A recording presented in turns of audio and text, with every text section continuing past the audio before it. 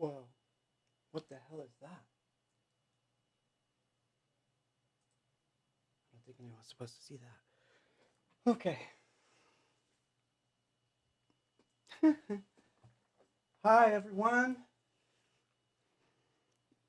Let's make sure everything's working here.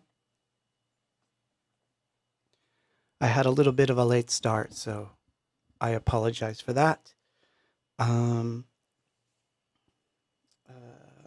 well, we're going to do things a little bit weird tonight, so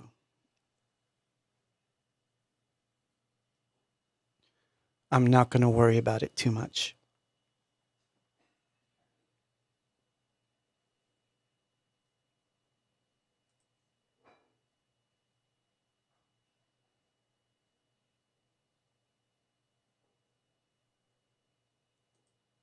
There I am. Hi. Hi, everyone. So here, let me. I decided to wear a suit again for this one. So how are you, everyone? Welcome. It's a little late, 8:03. Usually I do a little jamming and whatnot, but I think I'm going to save that for later because it's more pertinent for tonight's little performance. So, welcome. Hi, everyone. I see the usuals are there. Someone wrote takeout, which is funny because that's exactly what happened. I ordered pizza and it arrived like 10 minutes before the show. And I was like, I got to eat something. And I was trying to eat and get dressed and figure it all out. So that part I have to get better at. But then at least you know the truth, right?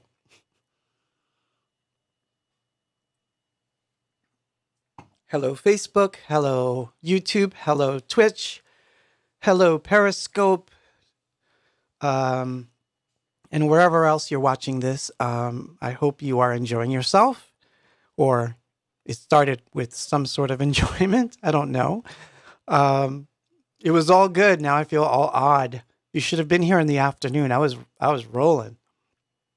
But anyway, I digress.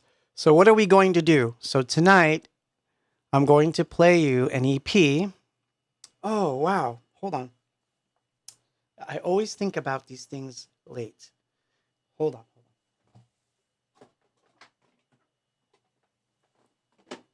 I hope you like the room. It's getting better. I figured out a way to make it a little nicer. There's still daylight out, so not everything looks as cool as it should, but it's getting there. And for those of you who are out of the country, buenas noches. Gracias por venir. Yes, I can speak Spanish. Let me see if I can find this thing. Oh, here it is. Okay.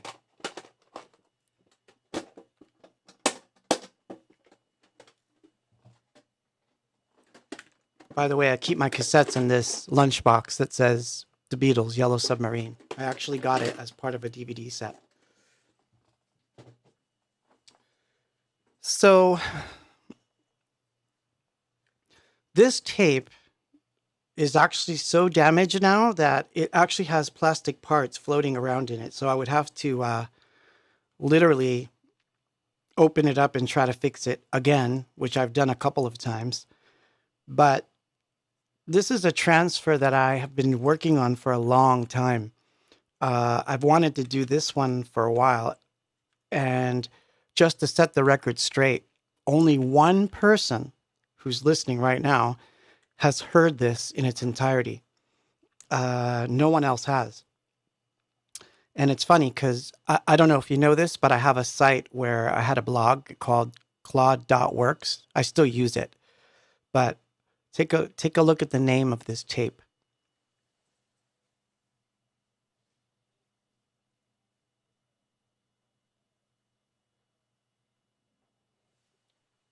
Now it says 90 on it, which meant 1990, but in reality it was 1991 because the year had just ended. So technically speaking, we could say this was from 1990. And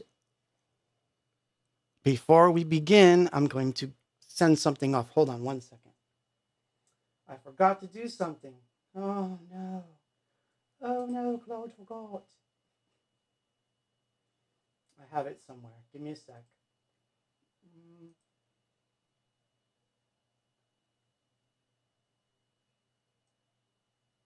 Ah, doing a quick copy and paste.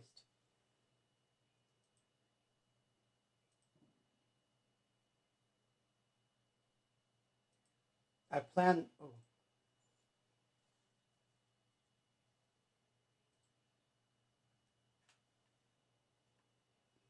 So I plan this to be fun in a weird sort of way.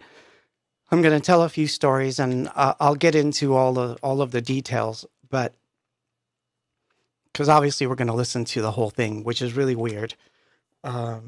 It's literally an album on its own. So I just sent you guys the PDF of all the lyrics if you want to follow along, and that's the book for it.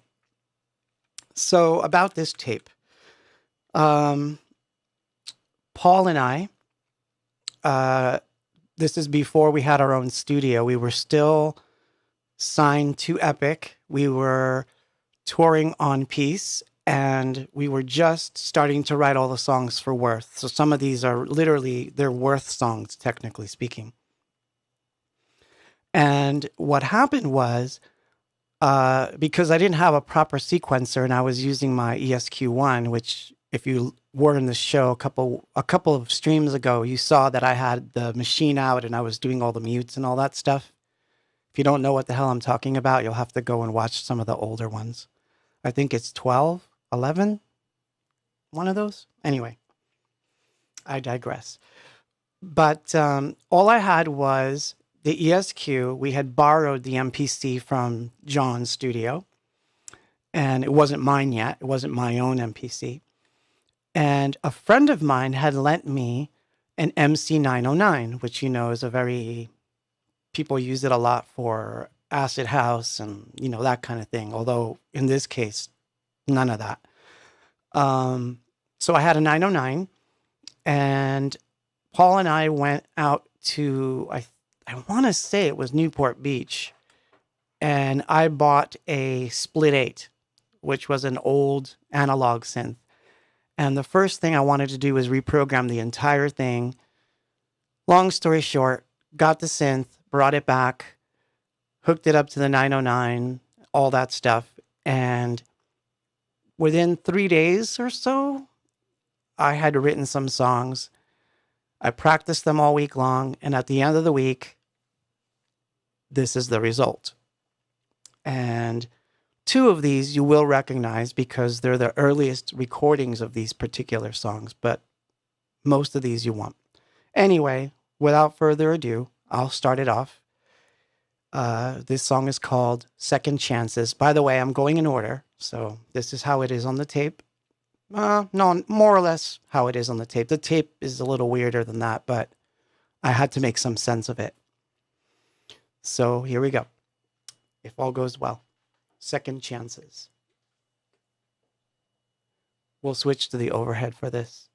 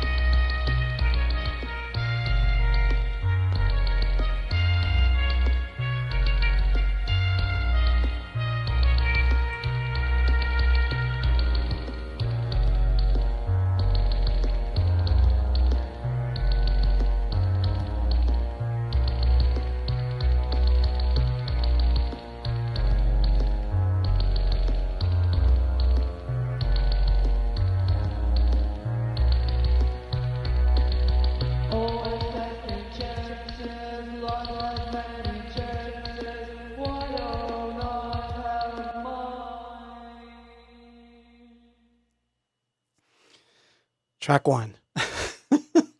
So that's the mood. It's very weird. It's going to get weirder. So that's Second Chances. So I have to tell you this story. It's in the PDF. I put it in the PDF because it's sort of relevant, but in a way, how can I put this? There's a lot of strange things that happen to get it to the point where it's at. So number one, remember, the tape is very damaged. So there were things that happened to the tape that I had no control over. One of those was that I think it was spliced in two places where I literally had to join pieces together. So that was hard enough already. Although, to be honest, I did that outside the computer. And then later when I transferred it, I did all the edits in the computer. So obviously I didn't cut cassette tape and try to, listen to it. But so that's the first thing. So the story that I'm going to tell you is actually really true. I met this woman who was about 80 years old, and she wanted me to transfer a metal vinyl record of her husband, her late husband. And basically what he had done is, I guess back in the 50s, you could cut your own record on a metal plate and then give it to somebody as a gift. It was like do-it-yourself records. Now, the caveat, of course, is that these records were 78s made out of metal. So basically, when you put the needle on, all you heard was literally. So what she wanted me to do was to transfer this record onto a CD or something of the sort and see if I could clean it up. Now, what happened was I could hear the guy's voice in the record, but barely. Basically, maybe about that much, and then the rest of it was just pure, solid noise. So one of the techniques that I used is something that I basically came up with on my own. I filtered out his voice only, as much of his voice as I could get. It's easier to do these days, but at the time that I did it, which I believe it was like, I want to say 2002, 2003. At the time that I did it, I had a very telephony, horrible sounding version of his voice. Okay. And, so I took his voice and then I created an impulse response from it. If you're a tech head, you know what I'm talking about. If you're not a tech head, I'm going to kind of explain it. One of the beautiful things that we have that we can do with technology in the recording side of things these days is we can sample or take a recording of a room or a piece of equipment. And what happens is this impulse can then be fed into the computer. So in this example, I did it in a way that it's not normally done. You don't usually sample a voice and turn it into an impulse. You usually sample a room, like a cathedral, so then you can use that cathedral on your recordings and put things in the cathedral. So taking his voice and turning it into an impulse was a really weird thing to do. But what I did was, I did this, and then I fed his voice back into itself. And woe and behold, somehow I could hear him singing. I don't know how it happened, but it worked. I was happy, but I thought that it still sounded too much like something like this and not enough of a recording like how she wanted it. So I cheated a little. I took an impulse response of my own living room, and then I put his voice in my living room, made the recording. Long story short, well, I'll get to the end of that story after the next track. So this track is called Dejection. You will find that a lot of these songs have to do with the Garden of Eden and things of that nature. So this is called Dejection.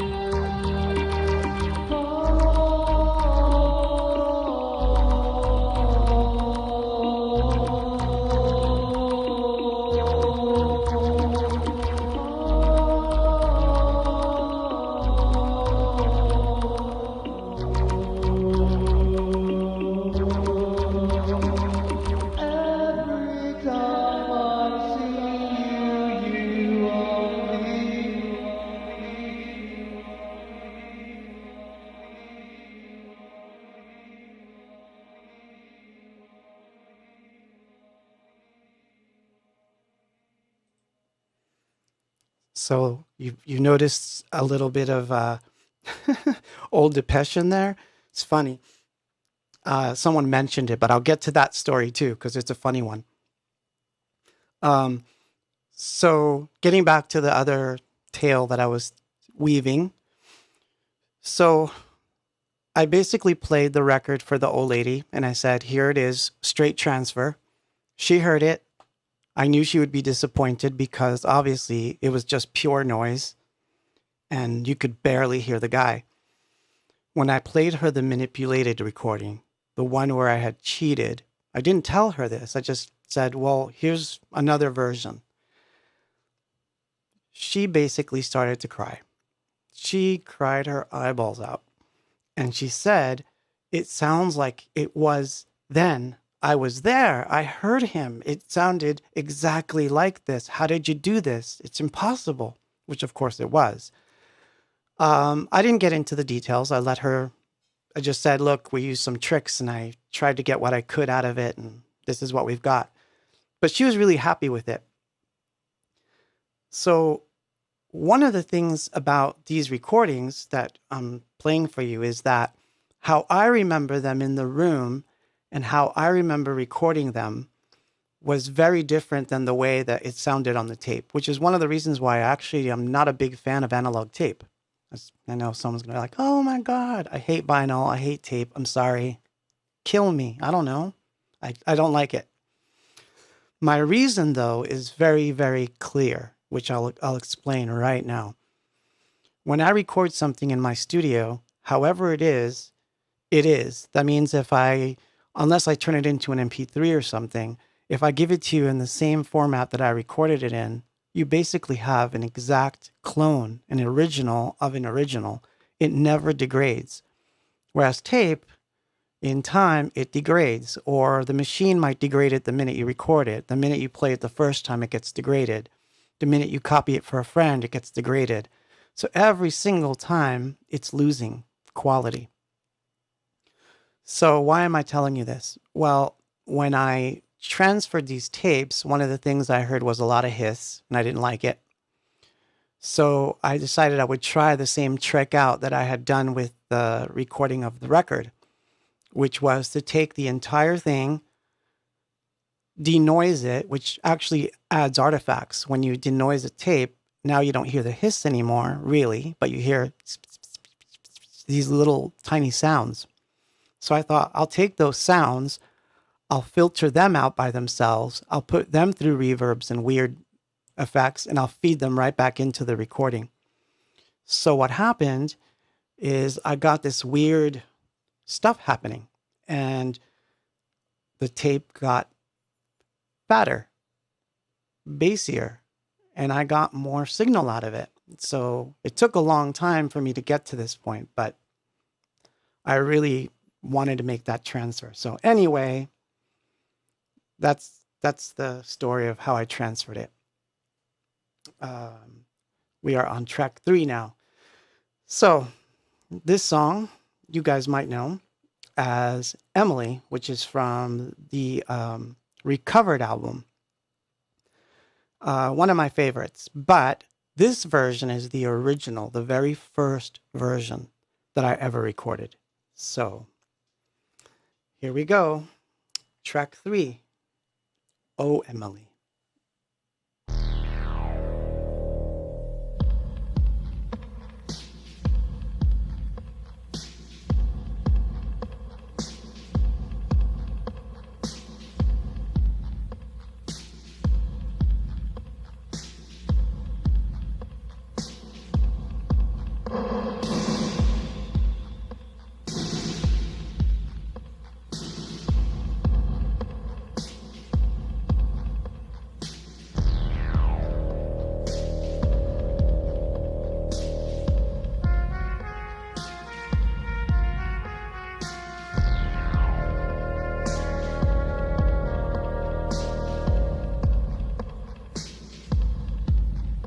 Oh, I only want you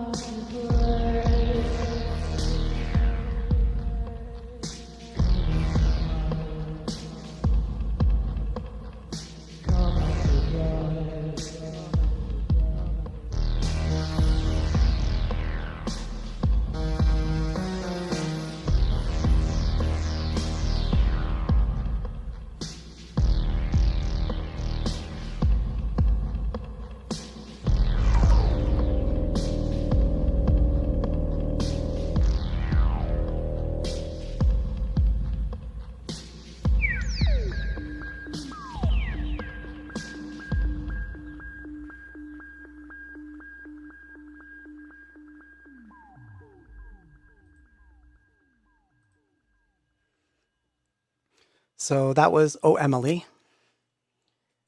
And I'm trying to read the comments and I was trying to respond to some and I realized that my chat died. So I had to restart that side of it without interrupting the audio. I hope I didn't.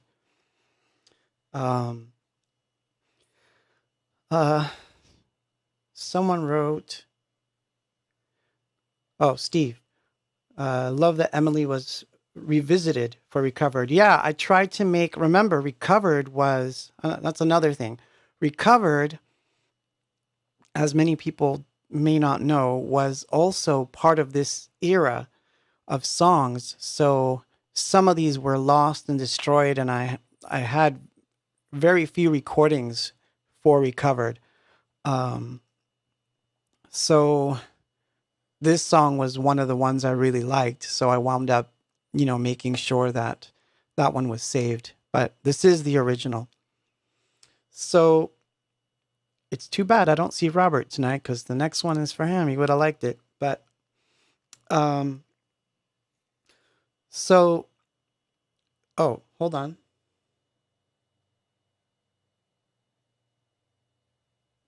Someone wrote that they're trying to contact me via email. Yeah, you could still contact me there. Oh, I see what you did wrong. It's not press@npop. It's press@npop.co. Try emailing me there. That's the real email. I don't know what email that is. I might still be using it. I'm not sure. I have so many emails. I have no idea. I have to get better at that.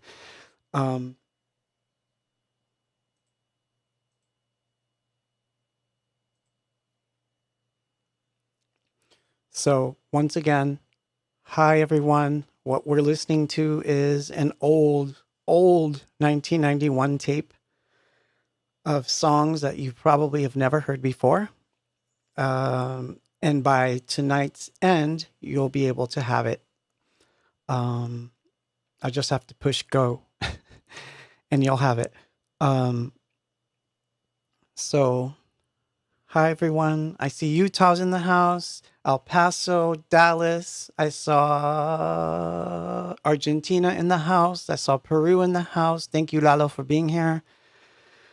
Buenas noches a todos. Gracias por estar aquí. Estoy feliz hoy. Anyway, I hope audio is sounding good. I did my best today to get... Someone asked, are you going to release vinyl? I hate vinyl, so I don't think so. But I would do it for you guys. But at the moment, it's not in my plans.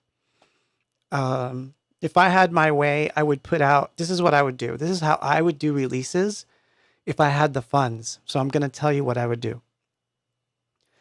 The way that I would do a release is I would not do vinyl. I would do a book. So that a book would be a nice big thing. It would be full of all the lyrics, lots of pictures, and somewhere in there, you could pull out an SD card and put it in your computer. That's how I would do a release. Because at least I know that whatever I give you, it would sound exactly like it sounded in my studio. Other stuff, sorry, it's just my opinion. I don't like it. I lived through that era. I hated records. They scratched. In fact, last night when I was listening to Robert, he asked me what happened to my record collection. I played them all the time. I used to love playing records. So by the fifth time, it's like, and skipping and all that crap. So no records. Sorry. Books. Think books.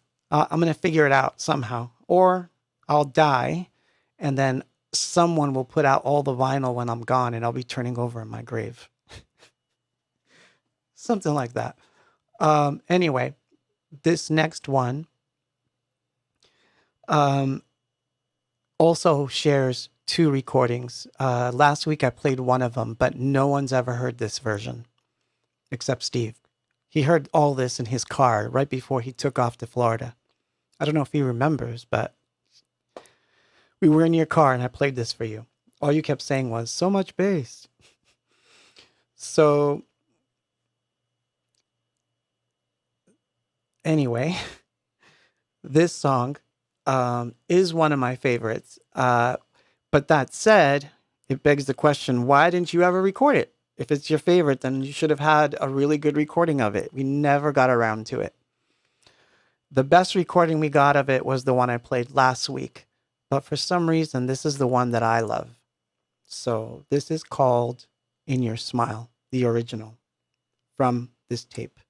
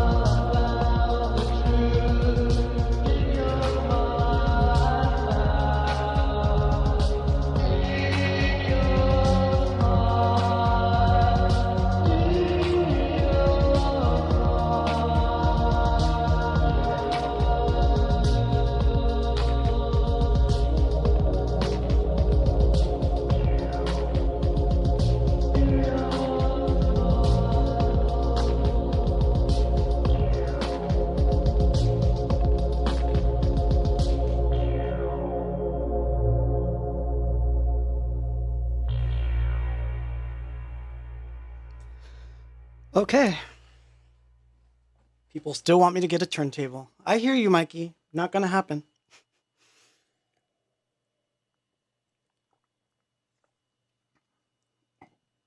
I may release vinyl, but I will not listen to it.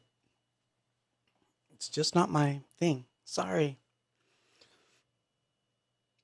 Someone wrote, I really miss the 90s. I miss the 80s and the 70s. And for that matter, the 60s I never got to experience. But then again, I can go back. It's just my way. But so yeah, that was In Your Smile, the original, very first ever recording of it on this.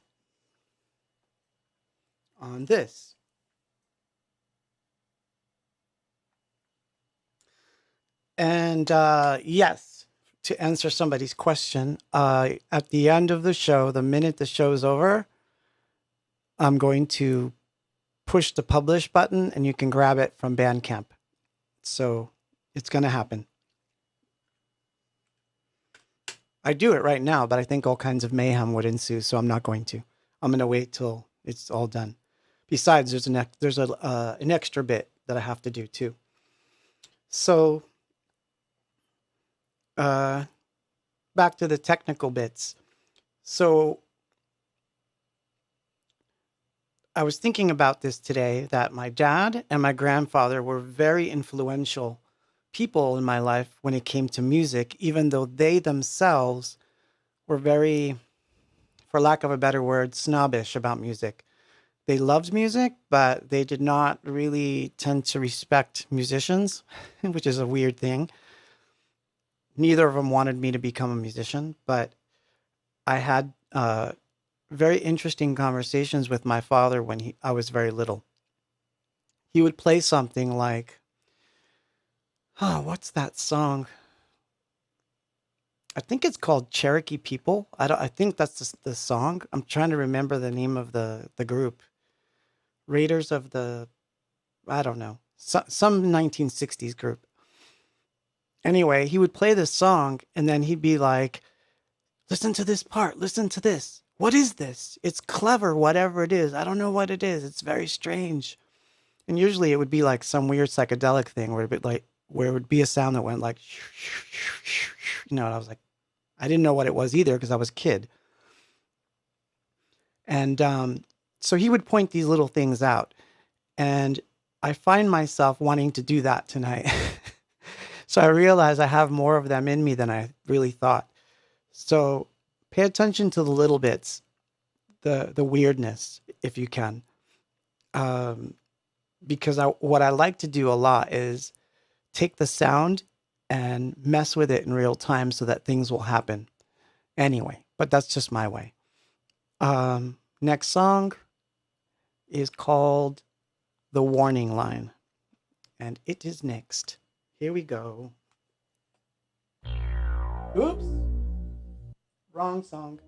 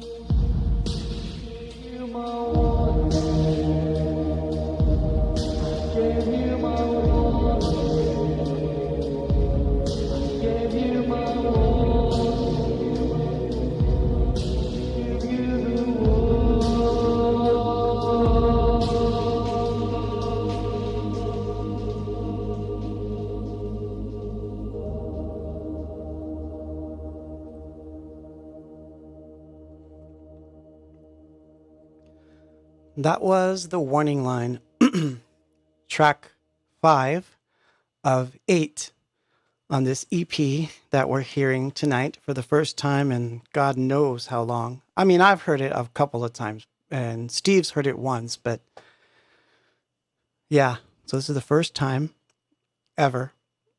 And yeah, like I say, I sound like a salesman now. And if you order now, no, I'm kidding. But after this is over, I'll make it available on Bandcamp. So yeah, this is really, the whole thing is a very moody pieces. And so here's some more technical details before we go on to the next one. In case you're joining us late, it is a transfer from a tape, very old, very much destroyed, which has no repair really possible. I'm probably going to put this in some sort of painting and it'll become some sort of thing. I don't think that it can be salvaged any further. It sounds really bad now. The last transfer that I did basically destroyed it, I think. So yeah, that was, so someone brought up earlier that one of the songs reminded them of the old Depeche song Monument. And it is funny, but there was a reason why I did it. In most of these, what I did was I would take one little influence that I had of a favorite song and I stuck it in every single one of these. So if you follow the sounds or follow the mood, you would eventually find where the original idea came from. So for example, the most obvious is, Oh, Emily comes from the Pink Floyd song called Emily. Although it sounds nothing like it, but I wanted a piece of that song to be part of my life. So that's why I put it into that song. In this case of the song I just played, I was listening to a band called And Also the Trees, which I really like. It's a very gothic band, late 80s. And they had a song called Count Jeffries. And no, I don't think I have the. Anyway, they had a very heavy kick drum that was like boom, boom, like that. So I thought, you know what? I'm going to make a song with that sound to evoke that feeling back so that when I listen back to the song 20 years later, see, I do this crazy stuff. My idea was when I listen to the song 20 years later, it'll transport me back to when I first heard that other music and loved it. That's the idea. So that's that. So someone asked me if the big boom was an 808. No, it was actually a 909 going through a cavernous reverb. Remember, if you're just joining us, these are the instruments. These are the players, as I call them, in the PDF. It was the ESQ1, Split 8, Juno 6, MC909, Tom, which I forgot to credit, the Tom, and the MPC 60, which was only really doing the duties of sequencing that day. It wasn't really, I wasn't using a lot of samples from it at all. I don't think there's a single sample on this. But anyway, next song. This one's called Time Space Shifts.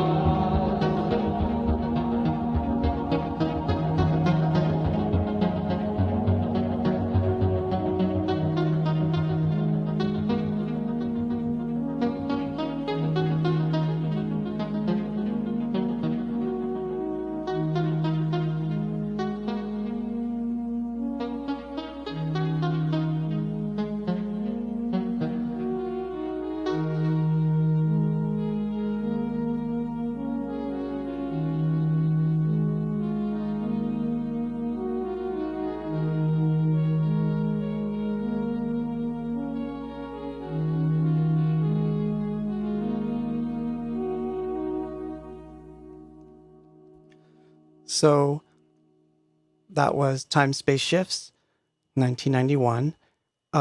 Daniel Melvold, I can never say this right. Melvold, on Facebook, he wrote, I like the thought-provoking aspect, but I can only handle emotionally dark in doses.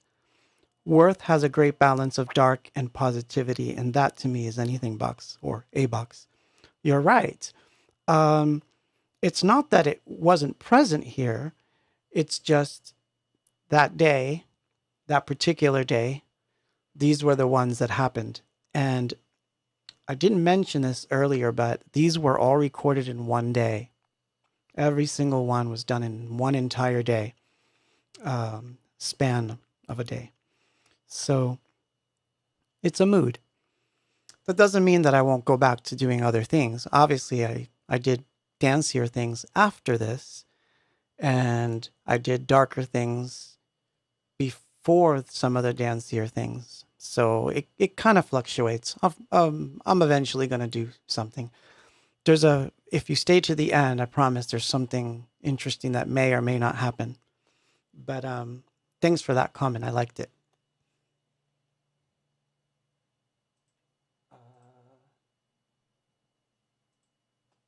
Thank you, Steve, for posting the the link to the PDF over and over again. Because, yeah, thank you. I'm gonna try and see if I can post it again. Hold on.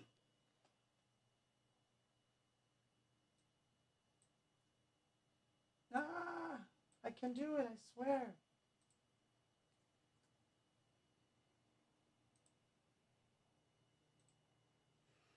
It's hard to keep up with all the different platforms and go back and forth. So I have to answer the chat. The best way for the chat not to crash is for me to just answer the question, and it shows up on all of them. So sorry for that. If you're like, what was he talking about?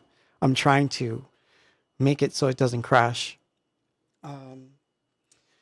So that was Time Space Shifts. And I think for that one, I was listening to, I think that one's more along the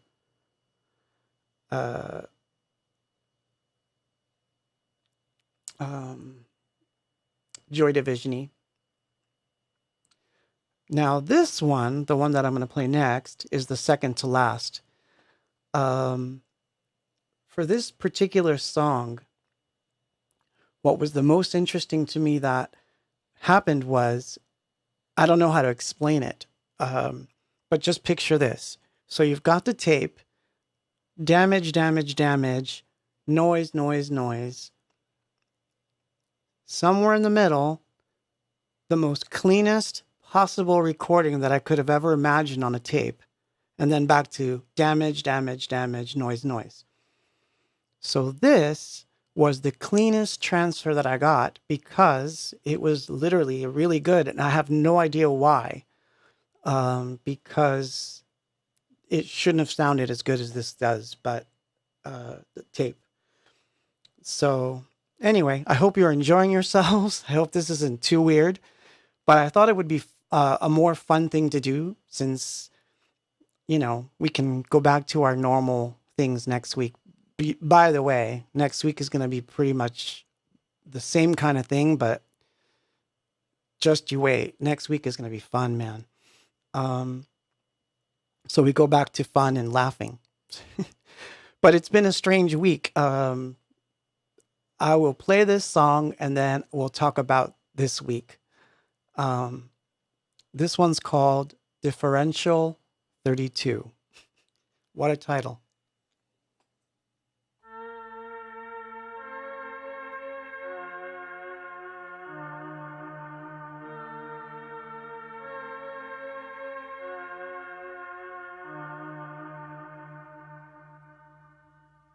Some people lock their doors and dream of life, while others feel the reality.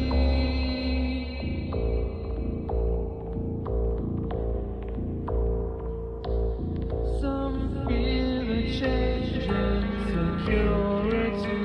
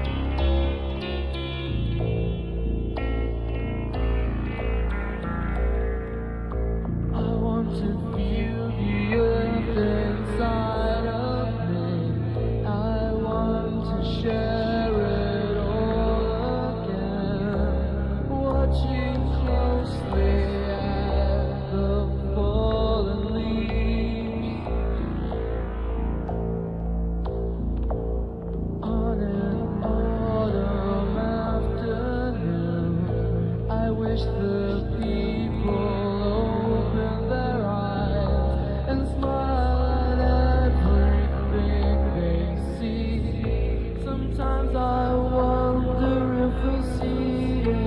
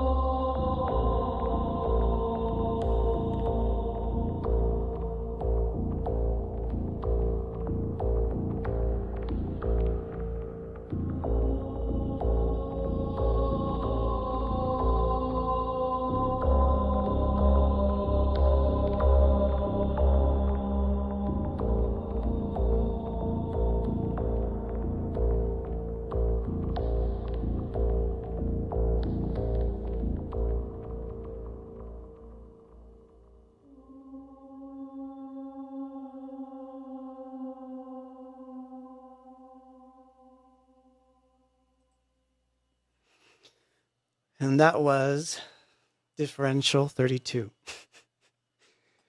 About being indoors and you can't leave. Back in 1991. So this next thing basically is going to end it, but I need to explain what's going to happen here. Well, actually, I'm just going to play it and then I'll explain what's going on here. Here we go. I'm just going to play it. It's very short, and this pretty much will end things, but for something I've got planned for you that I hadn't planned until this afternoon when I heard it. But I will explain that in a moment. So this next one is technically an instrumental. And you may notice that if you have the PDF, you may notice that it's called Tape Cutoff Point. So it's almost self-explanatory, but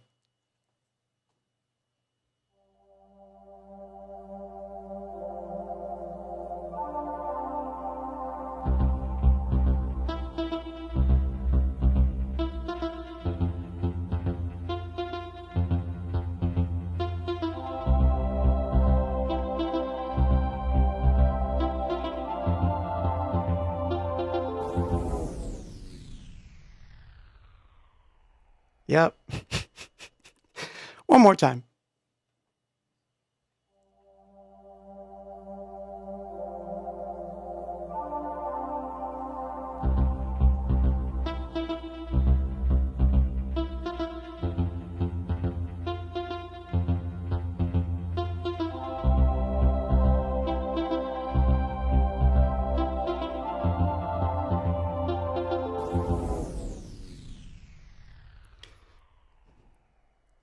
So, yes, I added some manipulation at the end because when it cut off even more horribly than that. It was like, dun dun dun, dun dun. And that was it. And the tape ends right there. So, this is what actually happened. I know the song because later I went to try to record it, and there is no recording with vocals of the said song. But the original title of this song was called In the Garden. And it's supposed to be the more upbeat, we're going to end it on a positive. You know, it was going to be the uplift. And, you know, the tape stops. So here's what I think happened on the day that I recorded it.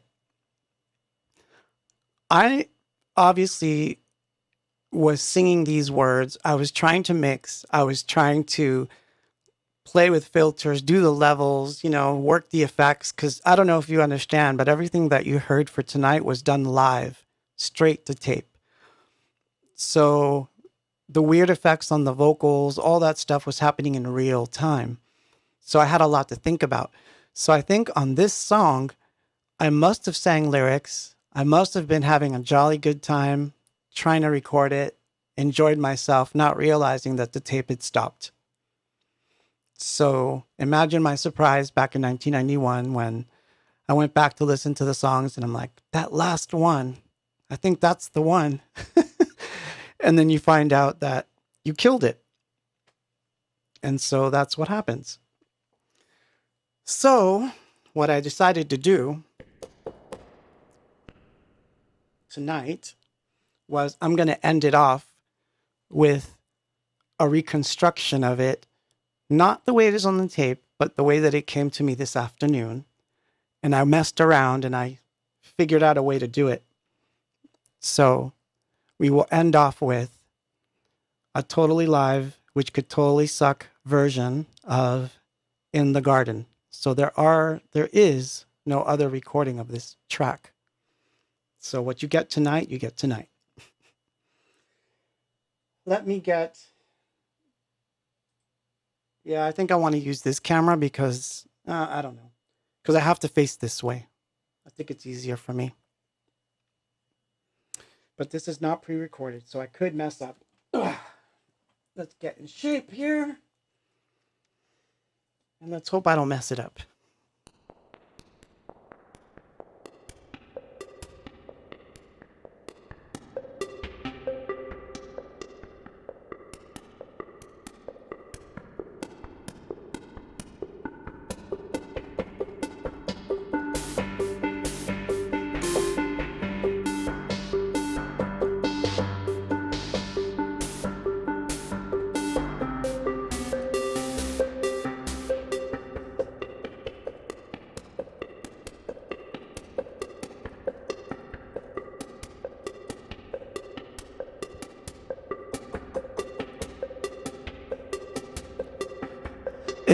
Oops, I forgot something.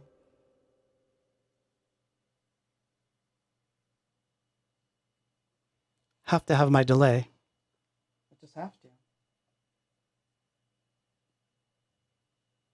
I worked so hard to get it. Here we go. One more time.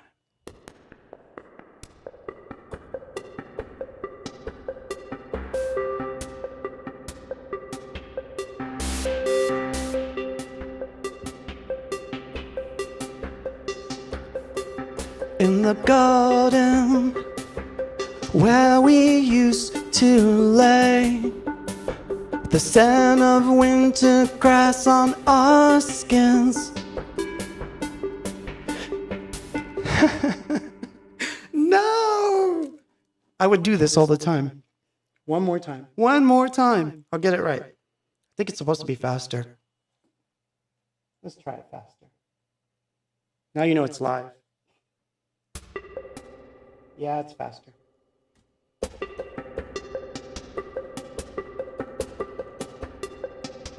I'm not even sequencing.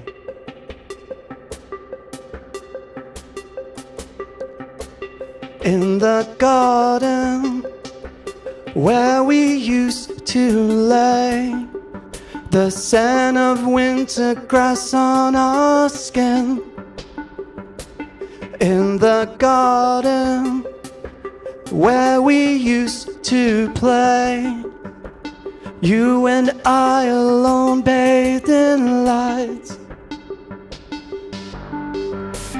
Hey, if we found the path, would you block me from re-entering?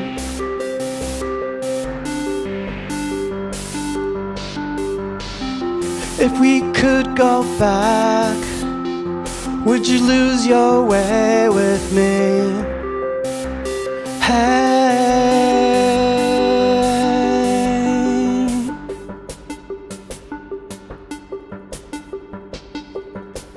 in the garden with a need to know, we found ourselves beings locked out.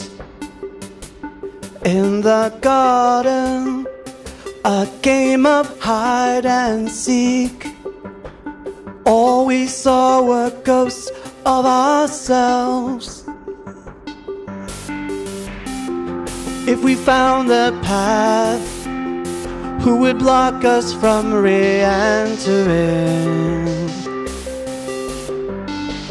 Hey, if we could go back, would you lose your way with me? Hey, hey, in the garden now.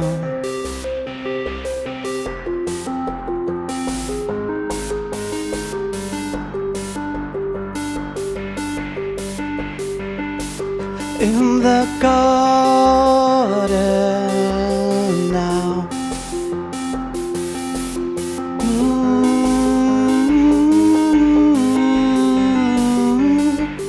In the garden now.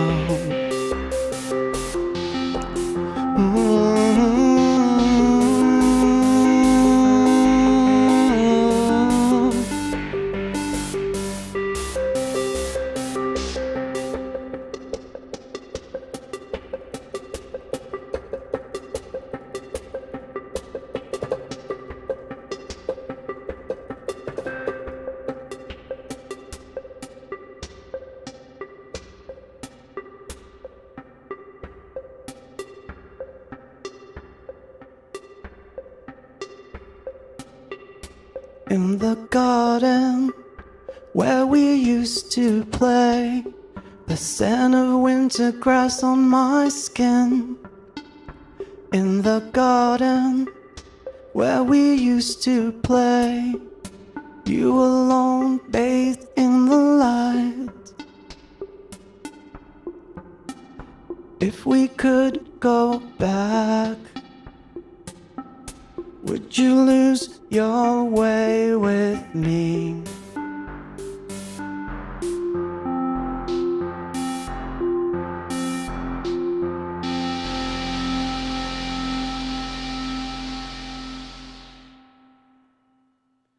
And that ends tonight.